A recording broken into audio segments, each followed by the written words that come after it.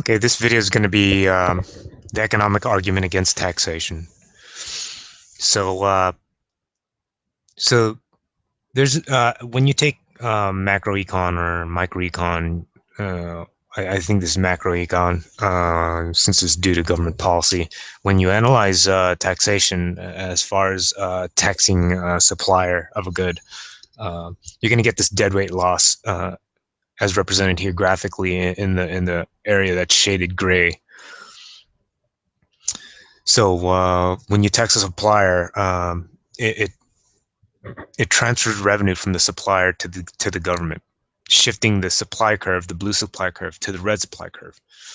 In other words, it reduces incentive for the producer to actually produce goods, and that's that's why that gray area manifests itself. Um, because the shift from the blue line to the red supply curve will not only transfer some revenue to the government, which is represented here in pink. This pink area is supposed to correspond to the parallelogram underneath the red line, in between the red line and the blue line. That's bounded by the red line, the red supply curve, and the blue supply curve, and also bounded by the demand curve. You see this parallel and the price axis. That parallelogram is supposed to be represented. Well, the proportion of the parallelogram that's not deadweight loss is supposed to be tax revenue. So this graph is drawn improperly. The red supply curve is supposed to not only run through the new equilibrium point, but it is also supposed to run right through the vertices of the tax revenue square. So this graph is drawn improperly. So it'll give, you won't be able to verify that the tax revenue is actually this parallelogram underneath the red supply curve that's bounded by the red supply curve and the blue supply curve, price axis, and the demand curve. And that's not the bounded by one side of the deadweight loss triangle. Well, anyways, that's not important, but the graph kind of threw me off. So anyways, there's a deadweight loss due to society because taxation discourages production. Now, I'm not even going to analyze further what the government does with this tax revenue, but we can all safely assume that since it's not a self-interested entity, it doesn't spend the money to make profit.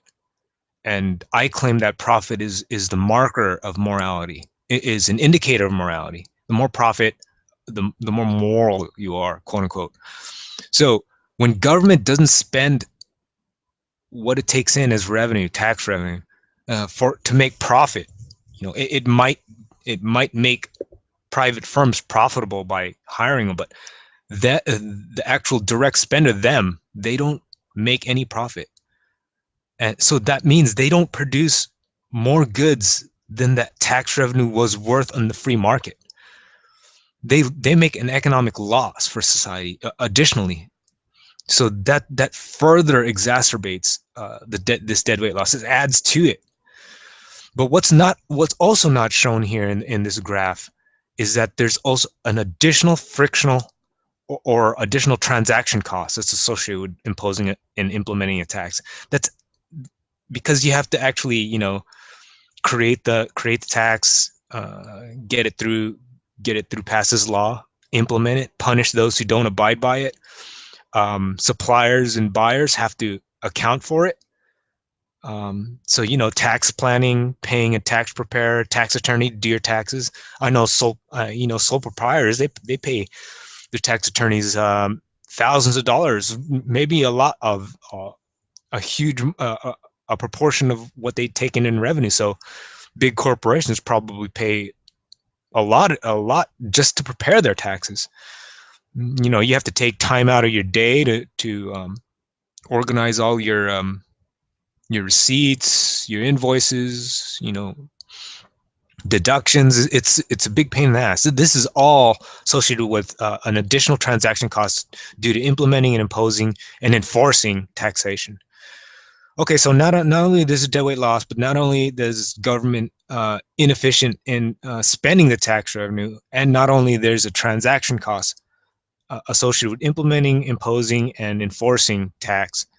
There's also something that's not shown in this graph, and the thing is here. This graph would be sufficient if if it was a barter economy, right? And they were gonna consume the goods they actually bartered for. But this is a money economy, since price is on the vertical axis.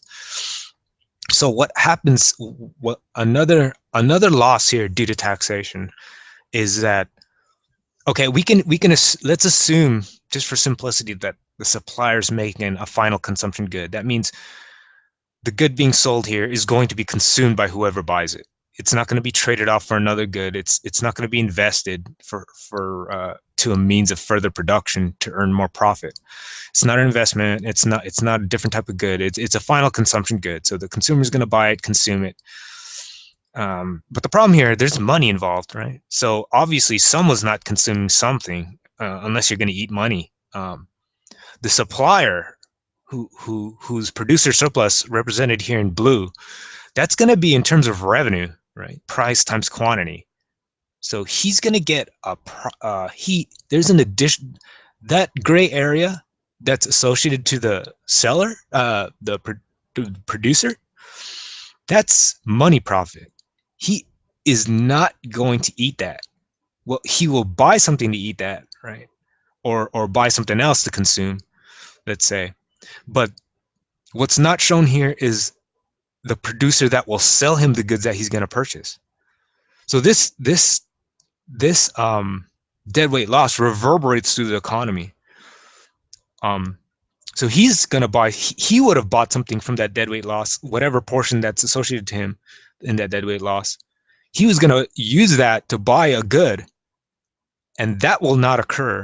So what's lost is there is not only his consumption of that, the consumer surplus he would have had from consuming another good, but the producer now has, that producer who's selling him the producer that good, lost additional revenue. And you see how it's like a geometric sequence, and you have to add up. It's decreasing every time, but there's an additional loss there that reverberates through the economy. It essentially goes down to zero, but when you add it all up, it probably makes, it's always going to be small, probably a little smaller than the deadweight loss you started with, but it just adds to it. So not only does it reverberate through the economy, it affects the price level because less goods are produced. It affects the price level for all of society, and that's how it shows up. In other words, taxation discourages production, so it raises the price level. So to sum up, not only is there deadweight loss, not only does government ineffectively spend the tax revenue. In other words, they usually take losses. This is evident in their government's tendency to have budget deficits every year, and they never have a. It's very rare to have a budget surplus, especially nowadays. So not only does government misuse tax revenue, not only is there frictional loss due to creating, imposing, and enforcing taxation, but there's also a reverberation of the producer surplus in this case. It's the producer surplus translates to additional consumer surplus loss, and additional producer surplus loss. And it just, it's like an echo, right? It loses its intensity for every echo, for every reflection of it. But when you add it up, it's probably another significant, it adds to the argument, in other words. So this is just maybe this is, so they present this thing to you in basic econ, and in any introductory econ course, high school or college. But I feel that most students, they don't look past what they're presented with, right? So if you look at this further, there's additional losses here that, sum total are pretty significant. If you have any arguments against or for, or if you think I can refine this argument, let me know. Let me know in the messages below, and I'll be happy to respond. Thanks.